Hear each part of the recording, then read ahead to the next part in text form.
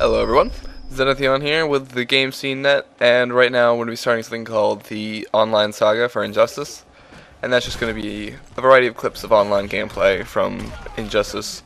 Right now we're just going to be going over, essentially just this is going to be the first issue, and I'm going to be, whenever I do this I'm probably going to talk about either stuff that I'm noticing within the game itself, or different things that I'm seeing just happen while I'm playing the game. And one of the things I want to cover is something I like to call the state of the online, which is how the game has progressed and is growing currently. When the game first came out, the response to it was actually very overwhelmingly positive, though a lot of people were complaining about a variety of issues, and one of the things I want to go over is how are these issues addressed.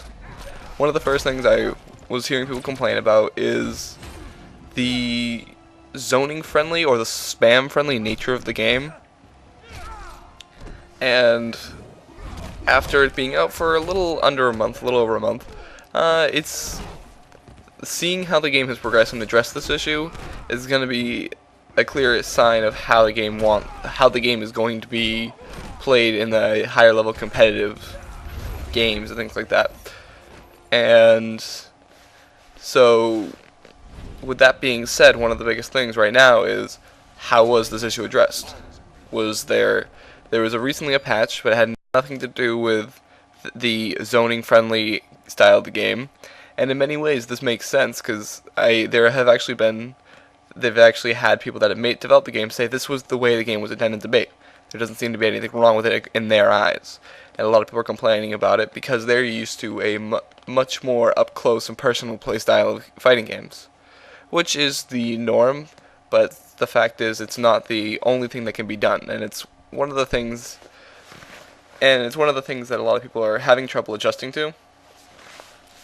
That being said, I've noticed that people are leaning away from the zoning friendly playstyle because they're realizing how ineffective it is offline rather than online. Whereas online, the zoning is very convenient because they don't need to time combos, they don't need to really plan out and have muscle memory for this. It's just the same repetitive motion over and over, and it works consistently. You get some consistent wins. And if you're consistently winning, why are you going to change your tactics? It's working. But people are leaning away from it because they're realizing how it's not going to work offline. And one of the biggest things, and personally I've noticed this, is I've actually got the chance to play with some higher level players, and we decided to do a little experiment and just alternate switching between these characters that are very spam/zoner friendly. And by understanding the frame data and all these different things like that, you're able to get in and punish these zoning moves that people were originally saying were overpowered. Does that change how it's going to interact online? No. You still have to deal with input lag. You still have to deal with the actual lag between the information going between the two different people playing. But at the same time, it doesn't really break the game. Something kind of related to this is the choices of people, the kind of characters people are choosing. There was initially Deathstroke was sort of viewed as almost like just the worst character you can choose because he's so cheap in a sense, and that was the perspective a lot of people had on it. They were saying that his guns basically made it so easy for him to just spam them for days over and over that there was no way to beat Deathstroke, and this has largely been proven false. One of the biggest things I have to say is the good Deathstroke users are the ones not just using the guns. They're using the sword, they're using all the different combos and setups that he has. Because Deathstroke is actually probably going to be one of the better characters because he has so many setups. But at the same time, he has a lot of drawbacks in that his mobility is among the worst. And once the person controls the match, Deathstroke has a lot less options to counteract this because he has because especially with the way most people are playing him, which is solely zoning, they don't understand the combo setups and things like that for the character. Does this mean the character's bad? No. The character's actually remarkably well balanced. Offline, specifically. Online, no, he's very frustrating to play against, and I fully understand it. But it just takes some time to understand. The characters I'm more concerned about, the characters like Superman, who has the flying eye laser, which is advantage on guard. It has a meter burn version that becomes overhead, or if it missed you, the meter burn version actually will track onto you For instance, I have one game on here that I jumped over the laser, he meter burned it, and the laser actually targeted me, even though none of the other previous part of the laser hit me, and sent me flying across the screen. That is something I'd like to see addressed. That is the character that I personally think needs some of the most balancing. Beyond that, every character has moves that are very much the moves that define them. For instance, Green Lantern has his Lantern's Might, which is probably one of the best combo extension moves, and it's a great anti-air. It's great punishing things mid-screen. The downside is at mid-screen it can be punished by almost every single character in the roster, because almost all of them have moves to get in mid-screen to just punish a whiffed version of that, especially with how long the recovery frames are.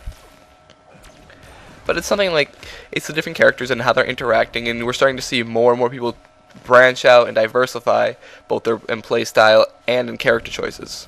And that's going to naturally happen more and more as the game progresses and becomes more and more received by the higher echelon of players, the players that play competitively, that play in the tournaments, and like that. As they do this and people start to see how these characters are being used, they'll get more ideas on how to use them. For instance, I used to be playing solely Green Lantern because he's so effective online because of the ease of it, because he has a lot of moves that require a little bit less on the specific timing. Now I'm practicing Wonder Woman, and I'm admittedly doing pretty badly with her, but it's something I wanted to bring up, and how the game is progressing and developing with these different character choices and how people are playing them. Another big topic to go over is how the online connectivity and the ranked matches are being handled. And honestly, I dislike the methodology of their ranked matches in that you see this data when you go for a ranked match. One, it's a good while wait for a ranked match. I think the longest I've had to wait is about 12 minutes on a ranked match. That's a while. In fighting games, that's like a couple matches. But I mean, that's going to happen anyways as people start to go away from this game, the people that only get it for like a week and then decide they don't like it because they're not instantly the best at it, and that's going to naturally happen. But as this game starts to get more competitive and people start to accept it as one of the higher echelon fighting games for the competitive game, like the tournaments and things like that, I think we'll see more and more people get into it because it's something that is being accepted by the higher level players. I mean, I know I'm repeating that, but it's something that I noticed, something that happened with Marvel, where I didn't like Marvel initially, but after seeing some people online, seeing the tactics and how fast-paced the gameplay was, I got into playing it, even though I'm admittedly not that good at that game. It's something that I was playing, and I got a good amount of playtime out of it just off of that, and the combo ideas and the tactics that they used. So I really hope that Injustice goes along that wavelength where it grows like that, not just from watching people play, but getting people interested in playing. Because it is a very good game. It's something that the reason I gripe about it is because it's a very good game. It just has certain fallbacks, which I would love to see addressed to advance the game and make it better than it currently is. Another topic, even related to this, is how in a ranked match we see this data, we see all this information about like the person, like their disconnects, their wins, their losses, but we don't have the option to leave. Like say if somebody has 23 disconnects, I probably don't want to play that person because I don't want to either have them rage quit on me or I don't want the lag to screw over the match. But in Injustice, you don't get the option to disconnect after seeing this data, and it's something I would like to see addressed, just because if you're going to show it in the first place, you should at least give the player the option to choose if they want to play this person, because the more options you give the players, the better that the overall it's going to be, in my opinion. At the same time, I can understand sort of why they didn't do that. Like, some people will quit if somebody has a ridiculously high ranking compared to them, but I don't know, I can't personally think of a better methodology behind it, but it's something I would really have preferred because I don't like playing with people that are going to have laggy connection or that are going to disconnect when I start winning. I just don't like that. That's a personal thing with me. And going in, even off of that, rage quitting is something prevalent in this game. It's not solely based off this game, but it's something that's very much I'm noticing in this game. I think part of the reason is the way this game was branded. It's a DC game, and you're going to have a lot of people that younger children that were fans of the DC characters that are going to play this game just because of the characters in it, and not because they're interested in playing the fighting game or getting competitive at it or things like that. And that's understandable. What I do not like, though, is when somebody rage quits on me, that I get a disconnect and I get a loss. That personally is very frustrating to me, and it has to do with the way I view rage quitting. In my opinion, when fighting games, the reason I love them so much is that as you practice and develop, you gain the skills rather than your character just getting levels and things like that.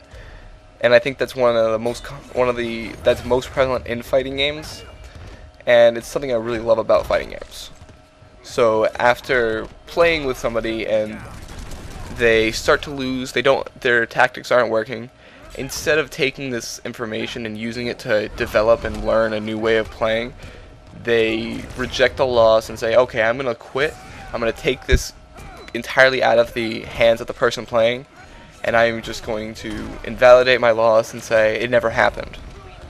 I don't think that's in my opinion not a mature way to handle it, and two, I think it is worse off for the player. They lose this opportunity to grow and develop. They lose this opportunity to see what they were doing wrong, and they lose an opportunity just to get better. Now, I know a lot of people are going to say, well, this is just, they paid $60+ for this game, they can do whatever they want with it. And I understand that to an extent. I can't police what they're going to do with this game. I can't tell them, oh, you can never rage quit, it's not allowed. But it's something that I personally have a big problem with, because I believe it detracts more from their experience than it does from my experience.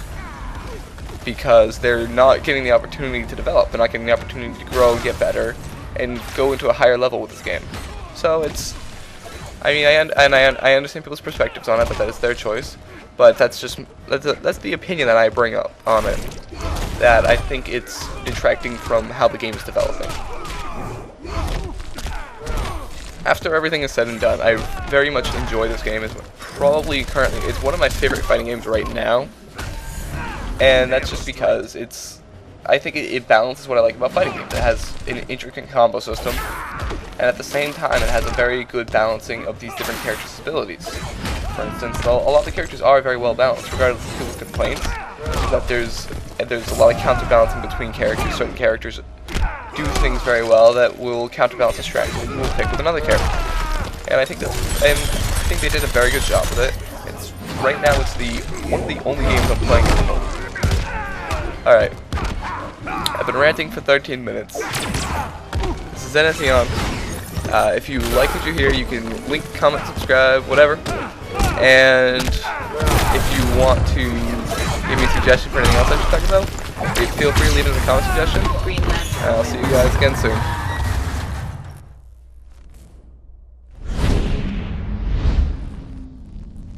Once a Green Lantern, always a Green Lantern.